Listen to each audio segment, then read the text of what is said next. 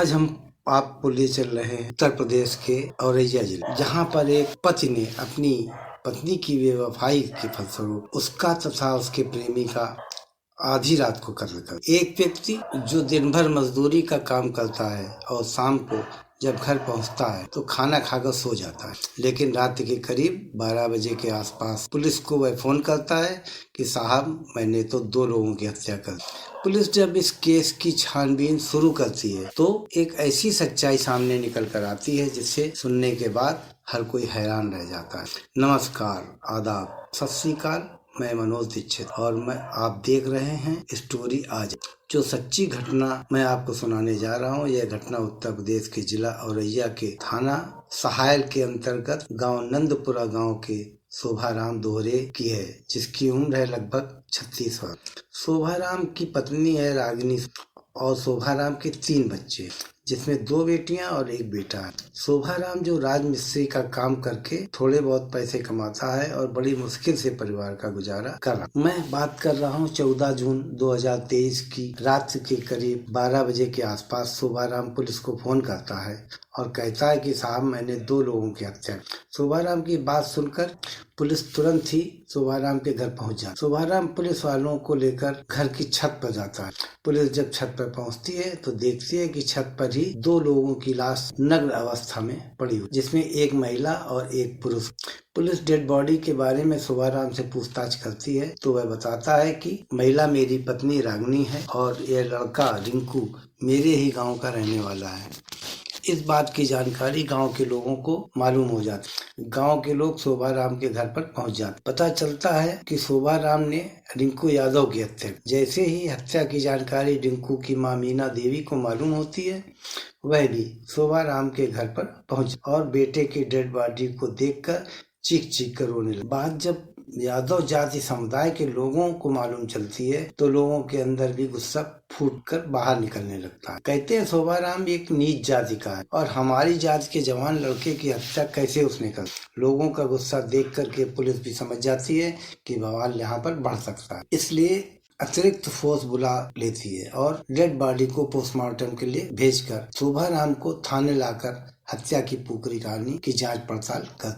कहानी सुनने के बाद हर कोई सोचने पर मजबूर हो जाता है कि आखिर उसमें गलती शोभाराम की नहीं बल्कि उसकी जगह कोई और भी होता तो वो भी शायद ऐसा ही कर।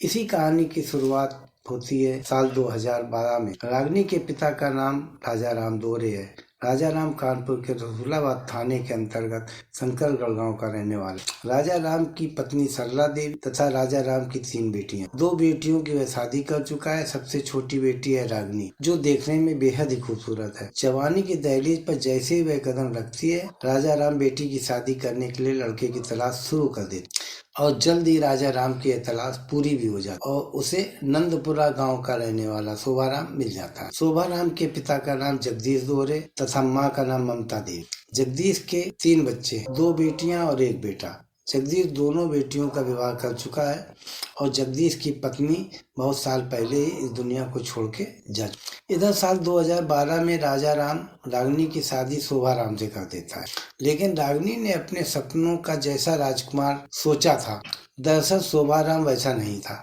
बल्कि शोभाराम देखने में बेहद ही दुबला पतला और सांवले रंग का, साथ ही साथ राजमिस्त्री का काम करता था। रागिनी पति को पाकर खुश नहीं थी। जैसे तैसे कुछ महीने गुजरते हैं। रागिनी पहली बार मायके जाती और माँ से झगड़ती है कि तुम लोगों ने मेरे कैसे लड़के से शादी कर दी। मेरे दोनों जीजा बेहद ही हैंडसम है। रागिनी मन ही मन प्रण करती है कि वह वापस ससुराल नहीं जाएगी।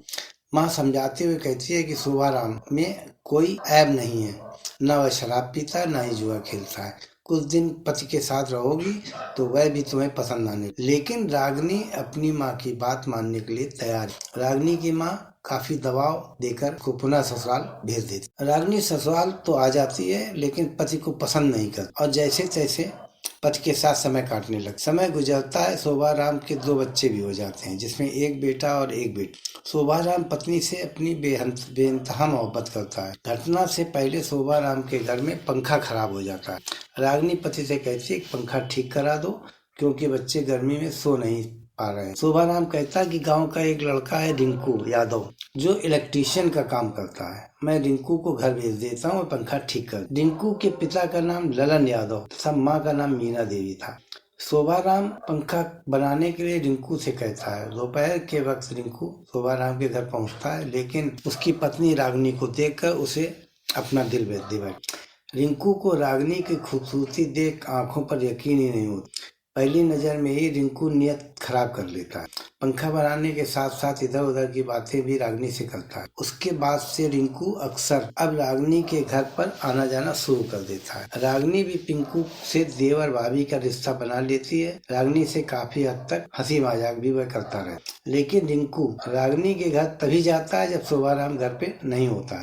रागिनी को समझने में देर नहीं लगी कि रिंकू उसे पसंद करने लगा। दरअसल कहीं भी न कहीं रागिनी भी रिंकू को पसंद करने लगी। आखिरकार रागिनी और रिंकू के बीच अवैध संबंध बने। यह सिलसिला लगभग 2 सालों तक चलता रहता है, लेकिन इस बात की जानकारी शोभाराम को कभी नहीं मालूम, लेकिन पड़ोसियों को शक हो जाता है। एक दिन शोभाराम का दोस्त कहता है कि जब तुम घर पर नहीं होते हो तो अक्सर रिंकू तुम्हारे घर पर आता है। इसे सुनकर शोभाराम को भी थोड़ा सा शक हो जाता है। इस बारे में पत्नी से पूछताछ करता है, लेकिन रागिनी पति से कहती है कि गाँव के लोग सब झूठ बोल। शोभाराम पत्नी से बेइंतहा मोहब्बत करता है, इसलिए पत्नी की बातों पर यकीन कर लेता। लेकिन एक दिन शोभाराम दोपहर के वक्त जब अपने घर पहुंचता है तो रिंकू और रागिनी को वह आपत्तिजनक स्थिति में देख लेता है। इधर रिंकू ने शोभाराम को देखा तो वह वहां से भाग खड़ा हुआ।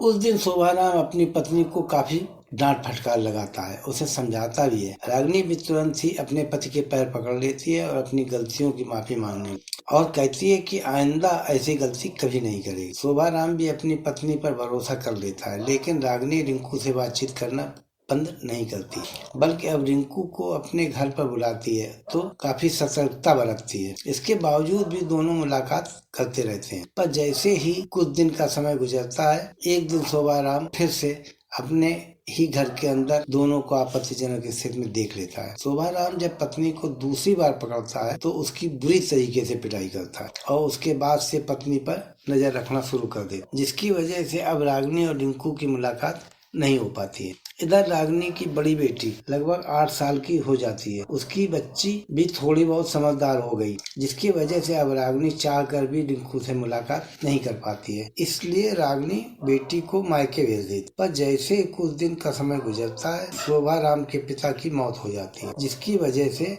अब शोभाराम पर घर की पूरी जिम्मेदारी आ जाती है। इधर जब भी शोभाराम बेटी को देखता है तो उसे लगता है कि यह बेटी मेरी नहीं है। शोभाराम के दिमाग में बैठ जाता है कि यह लड़की हो न हो रिंकू की, इसलिए अब शोभाराम पत्नी से नफरत करने लगता है। दरअसल रागिनी ने पति का भरोसा पूरी तरह तोड़ दिया। उसने पति के समझाने के बावजूद भी रिंकू से मिलना जुलना बंद नहीं किया था। 14 जून 2023 की शाम शोभाराम रोज की तरह घर पहुंचता है। खाना खाकर घर के बरामदे में सो जाता है। रागिनी भी बेटी को लेकर कमरे के अंदर सोने चली जाती, लेकिन रागिनी को नींद नहीं आती। दरअसल उसे रिंकू की आदत सताने लगी, क्योंकि रिंकू और रागिनी की मुलाकात हुए 1 महीना पूरा हो चुका। जब नींद नहीं आती तो रात के करीब 11 बजे के आसपास रागिनी रिंकू को फोन करके अपने घर बुला लेती। इधर रिंकू रात के 11 बजे के आसपास रागिनी के घर पर पहुंचता है। रागिनी रिंकू को लेकर के सीधे छत पर चली जाती और छत पर जाकर दोनों एक दूसरे के साथ संबंध। करीब 12 बजे के आसपास जब शोभाराम की आंख खुलती है तो वह कमरे में देखता है कि उसकी बेटी अकेले बेड पर सो रही। वह पूरे घर में पत्नी की तलाश करता है। रागिनी उसे कहीं नहीं दिखाई देती। शोभाराम को लगता है कि शायद पत्नी छत पर होगी, इसलिए बिना कोई शोर शराबा किए चुपचाप छत पर पहुंच जाता है। शोभाराम जैसे ही छत पर पहुंचता है, देखता है कि रागिनी और रिंकू संबंध बनाने में लगे। शोभाराम गुस्से में लाल हो जाता है और उसके सब्र का बांध टूट जाता है। शोभाराम छत से एक ईंट उठाकर खिलाता है और रिंकू के सिर पर काफी जोर से वार कर देता, जिसकी वजह से रिंकू का सर फट जाता है और उसके सर से काफी मात्रा में खून बहने लगता है। रागिनी जैसे ही रिंकू को इस अवस्था में देखती है, पति से झगड़ने लगती है। शोभाराम गुस्से में ईंट से पत्नी के सिर पर भी वार कर देता है और फिर उसी ईंट से दोनों के सिर पर कई बार हमला करता है। जिसकी वजह से दोनों की मौके पर ही मौत हो जाती। इसके बाद शोभाराम डेड बॉडी के बगल में ही बैठकर काफी देर तक सोच विचार करता है। काफी सोच विचार के बाद आखिरकार वह थाने को फोन करता है और सारी बात पुलिस को बता देता है। 16 जून 2023 को उसे गिरफ्तार कर जेल भेज दिया जाता है। फिलहाल शोभाराम के तीनों बच्चे अपने नाना नानी के पास रह रहे हैं। दोस्तों, इस पूरी घटना के बारे में आप क्या सोचते हैं? आप अपनी राय हमें कमेंट बॉक्स में जरूर। चैनल को सब्सक्राइब कर हमारा हौसला बढ़ाएं। मिलते हैं एक नई कहानी के साथ, तब तक के लिए जय हिंद।